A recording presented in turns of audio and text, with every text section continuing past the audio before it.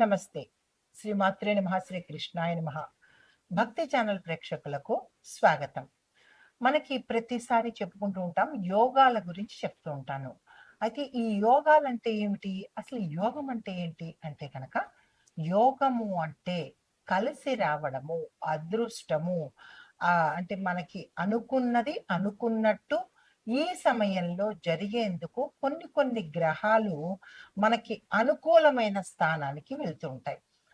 వెళ్ళే పరిక్రమల్లో ఇన్నాళ్ళు మనం బాధపడుతుంటాం. మేషాది ద్వాదశ రాశుల వారందరూ కూడా కొన్ని కొన్ని సందర్భాలలో విపరీతమైన బాధలు, కష్టాలు, నష్టాలు ఇలాంటివి అనుభవిస్తూ ఉంటారు. అయితే ఈ యోగాలు వచ్చే సమయానికి మనకి ఆ కష్టాల నుంచి కాస్త మంచి జరిగే అవకాశం కనబడుతుంటుంది. అయితే ఇవి ఏ గ్రహాలు కలిస్తే మనకి మంచి జరుగుతుంది అంటే, కొన్ని కొన్ని మంచి శుభగ్రహాలు కనుక కలిస్తే మనకి విశేషమైన అన్‌ఎక్స్‌పెక్టెడ్‌గా మంచి జరిగే అవకాశం కనబడుతుంది. ఇన్నాళ్ళు మనం బాధలో ఉన్నా, లేదంటే నిరాశ, నైరాశ్యము, నిస్పృహలో ఉన్నప్పుడు ఈ యోగాల యొక్క అంటే ఈ యొక్క గ్రహాల కలయికతో మనకి మంచి జరిగే అవకాశాలు ఎక్కువ శాతం ఉంటాయి. అందుకే మనం ప్రతిసారి దేనికైనా అంటుంటారు పెద్దలు, యోగం ఉండాలి, యోగం ఉండాలి అంటే. యోగము అంటే మనకి కలిసి రావడము, అదృష్టము అన్నమాట.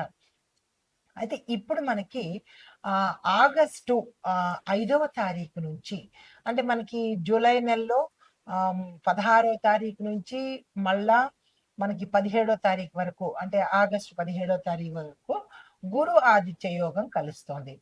దాని తర్వాత గురువు తర్వాత మనకి బుధుడు ఆదిత్యుడితో అనగా రవిగ్రహము, బుధగ్రహము 2 కలిసి మరింత విశేషమైనటువంటి మంచి ఫలితాలను ఇవ్వబోతున్నాడు. అంటే ఈ సంవత్సరం 2026 ఓవరాల్‌గా చూసుకున్నట్టయితే చాలా అద్భుతంగానే మనకి మంచి మంచి యోగాలు వరుసగా వస్తున్నట్టుగా గోచరిస్తోంది పంచాంగం ప్రకారము. కానీ కొంతమంది ఏమంటారంటే, నాకు కలిసి రాలేదు, నువ్వు చెప్పిందంతా వృధా అని పండితులను విమర్శించడం చాలా అలవాటైపోయింది. ఇది మీ ఒక్కరి పేరు చెప్పో, లేదా పలానా వారి పేరు చెప్పో మీకు అద్భుతంగా ఉంటుంది అని చెప్పడం కాదు. పంచాంగం ప్రకారము చెప్పే మాటలు తప్ప ఎవరి సృష్టి కాదు, ఎవరు సొంత పైత్యము కాదు. ఈ విషయం ప్రేక్షకులు కొద్దిగా గమనించుకొని మంచి భావనతో వినే ప్రయత్నం చేయండి. జ్యోతిష పండితులను తోలనాడడం కానీ, అసభ్యమైనటువంటి మెసేజ్‌లు పెట్టడం కానీ, కామెంట్స్ పెట్టడం కానీ ఇలాంటివి మానుకుంటే ఈ యోగాలు మనకి ఇంకా ఎక్కువగా కలిసి వచ్చే అవకాశం ఉంటుంది. ఇష్టమైతే వినండి. లేదు అంటే కనుక ఆపేసుకుంటే మంచిది. కానీ శాస్త్రాన్ని దుయ్యబట్టడం చేసినట్టయితే కనుక కొద్దిగా ఇబ్బందులు పడే ఎంత యోగాలు కలిసినప్పటికీ కూడా మనము ఇబ్బంది పాలయ్యే అవకాశం ఉంటుంది. కాబట్టి భక్తి ప్రేక్షకులు భక్తి మార్గంతోనే ఈ జ్యోతిష్యులు చెప్పినది ఏదైనా వినే ప్రయత్నం చేయండి. ఆచరించడం మీ ఇష్టము. అయితే మనకి ఆగస్టు 5వ తారీఖు నుంచి మళ్ళా ఆగస్టు 17వ తారీఖు వరకు బుధాదిత్య యోగం అనేది కలిసి వస్తుందన్నమాట. అంటే ఇందులో బుధుడు, రవి ఈ ఇద్దరూ కూడా మనకి ఒకే రాశిలో సంచారం చేస్తూ మిగిలిన రాశులకందరికీ కూడా వారి వారి యొక్క జన్మ కుండలిలో ఏ స్థానంలో అయితే వీళ్ళు కలుస్తున్నారో ఆ స్థానము అద్భుతంగా ఉండేందుకు జరుగుతుందనమాట. అయితే ఇక్కడ మనం ఏం చేస్తామంటే ఈ యొక్క బుధాదిత్య యోగంలో 12 రాశుల వాళ్ళకి ఏ రంగంలో ఎలా ఉండబోతోంది అని నేను ప్రతిసారి చెప్పినప్పుడు ఉద్యోగము, వ్యాపారము, రాజకీయము, వ్యవసాయము, వాతావరణము ఇలా ప్రతి ఒక్కళ్ళకి కూడా నేను టచ్ చేస్తూ ఎవరెవరికి ఎలా ఉండబోతోందో అనేది సవివరంగా నేను మీకు తెలియచేసుకుంటున్నాను. అదే పరిక్రమంలో ఈసారి బుధాదిత్య యోగంలో 12 రాశుల వాళ్ళకి, అందులోనూ విద్యార్థుల దగ్గర నుంచి ప్రతి ఒక్కళ్ళకు, స్త్రీలకు అందరికీ కూడా నేను ఒక్కొక్కటి వివరంగా చెప్తాను. చాలా మందికి పురుషులకైనా జాతకము అని అనుకుంటారు. తప్పు. అంటే మనము జెండర్ లేకుండా చెప్తారు. ఇప్పుడు మనకి పంచాంగంలో కూడా స్త్రీలు పురుషులు అనేది ప్రస్తావన ఉన్నప్పటికీ సామాన్యంగా ఆ రాశిలో ఉండే ప్రతి ఒక్కళ్ళకి అన్ని అన్వయించబడతాయి అనేది చెప్పదగినటువంటి విషయం అన్నమాట.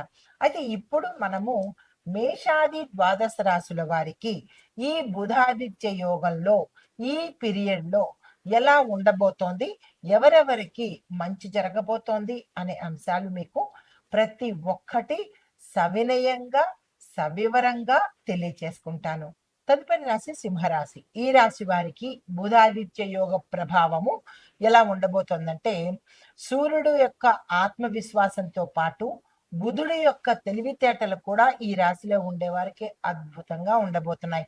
అయితే మీకు నాయకత్వము, నిర్ణయ సామర్థ్యముతో పాటు పేరు ప్రతిష్టలు, కెరియర్లో మీకు అద్భుతమైన గ్రోత్ అనేది కనబడే అవకాశం కనబడుతోంది. మీ యొక్క ప్రతిభ నలుగురికి తెలిసేందుకు ఈ సమయంలో ఎక్కువగా అవకాశం కనబడుతోంది. మిమ్మల్ని గుర్తించే స్థాయిలోకి మీరు వెళ్ళబోతున్నారు. అయితే దేశ ఆర్థిక రాజకీయ రక్షణ న్యాయ వాతావరణ పరిస్థితులు చూసుకున్నట్టయితే కనుక ఆర్థిక రంగంలో నాయకత్వ నిర్ణయాలు, ప్రభుత్వ విధానాలు, పెట్టుబడుల మీద కొన్ని చర్చలు జరిగే అవకాశాలు రాజకీయ పరంగా దేశపరంగా కనబడుతోంది.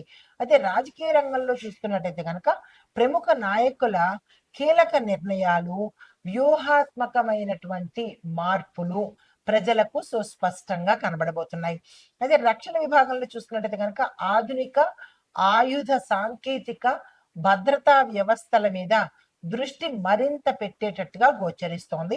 న్యాయ రంగంలో చూసినట్టయితే కనుక రాజ్యాంగము, పరిపాలన, ప్రభుత్వ నిర్ణయాలు ఈ అంశాలకు సంబంధించినటువంటి కీలకమైన చర్చలు జరిగేందుకు అవకాశాలు ఉన్నాయి. వాతావరణ పరంగా చూసుకున్నట్టయితే కనుక వేడి, వర్షపాతము వీటిలో మార్పులు ఎక్కువగా కనబడుతోంది. అధిక వర్షపాతం కొన్ని ప్రాంతాల్లో, అధిక వేడి కొన్ని ప్రాంతాల్లోనూ ఉండే అవకాశం కనబడుతోంది. ఈ యొక్క ప్రభావము వ్యవసాయం మీద తీవ్రంగా పడబోతోంది. అయితే మరి సింహరాశి వారిలో ఉండే విద్యార్థులు చూసుకున్నట్టయితే కనుక మీలో ఆత్మవిశ్వాసం పెరగడంతో పాటు పోటీ పరీక్షలు, నాయకత్వ లక్షణాలు అవసరమైన రంగాల్లో ఉన్న వాళ్ళకి మంచి ఫలితాలు వచ్చే అవకాశం కనబడుతోంది. సివిల్స్, మేనేజ్మెంట్, లా, మీడియా, టెక్నికల్ ఈ రంగాలలో చదువుతున్న విద్యార్థులకు మంచి ఫలితాలు వస్తాయి. మంచి అవకాశాలు కూడా మీకు వచ్చేటట్టు కనబడుతోంది. దీన్ని మీరు వృధా చేసుకోకండి. ఉన్నత విద్యా ప్రయత్నాలు ముందుకు సాగే అవకాశం కనబడుతోంది. మీకు చెప్పదగినటువంటి జాగ్రత్త, విజయంతో మీకు అహంకారం పెరిగే అవకాశం కనబడుతోంది.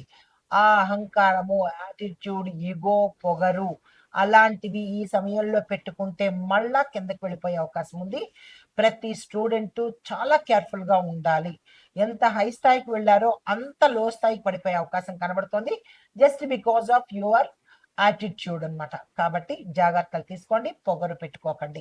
ఉద్యోగస్తులు చూసుకున్నట్టయితే కనుక ఉద్యోగంలో మీ యొక్క ప్రతిభకు గుర్తింపు వచ్చే అవకాశం కనబడుతోంది. ప్రమోషను, కొత్త బాధ్యతలు, నాయకత్వ స్థానాలు కూడా మీకు అందుబాటులోకి వస్తాయి. ప్రభుత్వ ఉద్యోగాల్లో చూసుకున్న వారికి వాళ్ళకి ఎలా ఉంటుందంటే అధికారులతో సత్సంబంధాలు ఉన్నప్పటికీ వీరి యొక్క తొందరపాటుతనం వల్ల, మాట దురుసుతనం వల్ల ఉన్న అవకాశాలు పోగొట్టుకునే దిశ కనబడుతోంది. చాలా కాషియస్ గా, కేర్ఫుల్ గా ఉండే ప్రయత్నం చేసుకోండి. ఉద్యోగ మార్పులు కోరుకునే వారికి ఇది మంచి సమయము. మీరు ఆ దిశగా ప్రయత్నాలు చేసుకోవచ్చు. అయితే మీకు అనుకూలమైన రంగాలు ఏమిటి అంటే పరిపాలన, మేనేజ్మెంటు, మీడియా, ఐటీ, ప్రభుత్వ రంగాలు. మీరు ఒకవేళ మారాలి అని అనుకుంటే ఈ రంగాలు సెలెక్ట్ చేసుకుని దానికి సంబంధించిన ప్రయత్నాలు చేసుకోండి.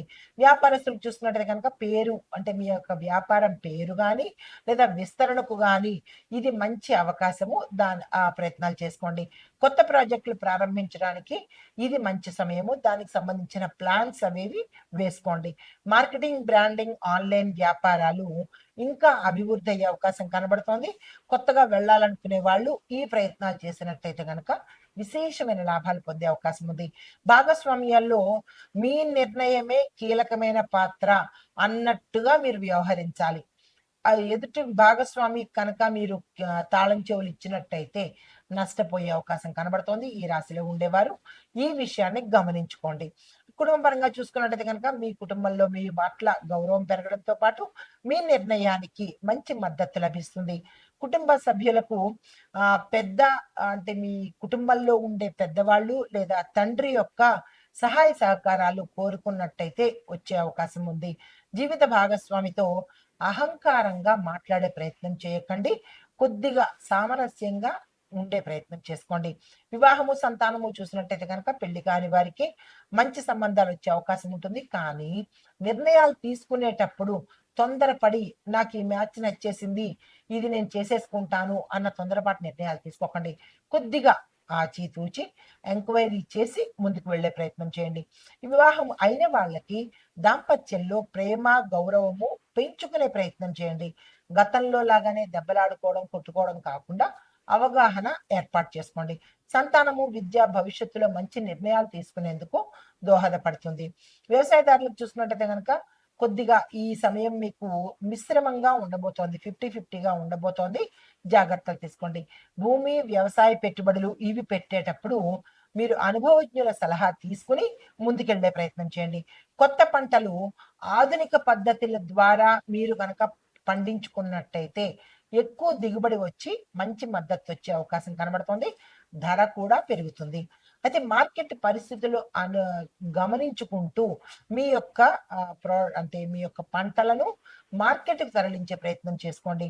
ప్రభుత్వ, ప్రైవేటు, ఐటీ రంగాలకు చూసుకున్నట్టయితే ప్రభుత్వ రంగంలో ఉన్నవారికి అధికారిక గుర్తింపు లభించడంతో పాటు మీకు మరిన్ని బాధ్యతలు అప్పజెప్పే అవకాశం కనబడుతోంది.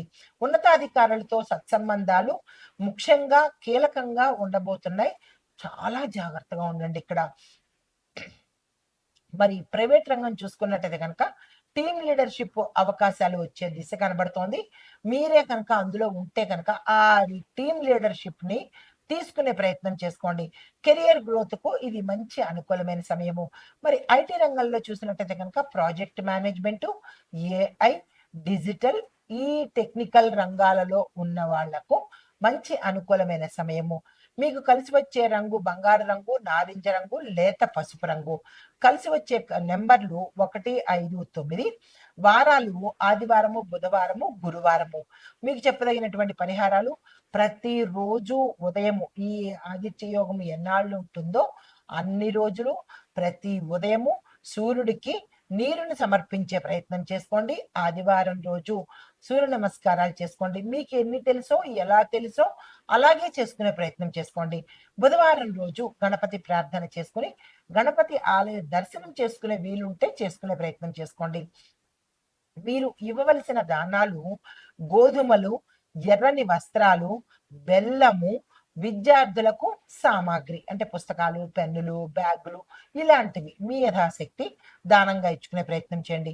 మీకు చెప్పదగినటువంటి మంత్రాలు సూర్యుడి కోసము ఓం ఘృణి సూర్యాయ నమః ఆదివారం రోజు 108 సార్లు, బుధుడికి సంబంధించి ఓం బుం బుధాయ నమః అనే మంత్రాన్ని బుధవారం రోజు 108 సార్లు చదువుకునే ప్రయత్నం చేస్తూ ఆదిత్య హృదయాన్ని ఒక్కసారి వినే ప్రయత్నం చేసుకోండి. అయితే ఈ రాశిలో ఉండే వారికి ఈ యోగంలో పేరు ప్రతిష్టలు, ఉద్యోగంలో అభివృద్ధి, నాయకత్వాలకు సంబంధించిన అవకాశాలు రావడంతో పాటు మీరు చేయవలసిన పని వినయము, సహనము పాటిస్తే మంచి ఫలితాలు పొందేందుకు అవకాశం కనబడుతోంది. ఇది మేష ద్వాదశ రాశుల వారిలో ఈ రాశి వారికి చెప్పదగినటువంటి గోచార రీత్యా ఫలితాలు, పరిహారాలు, సూచనలు. నమస్తే.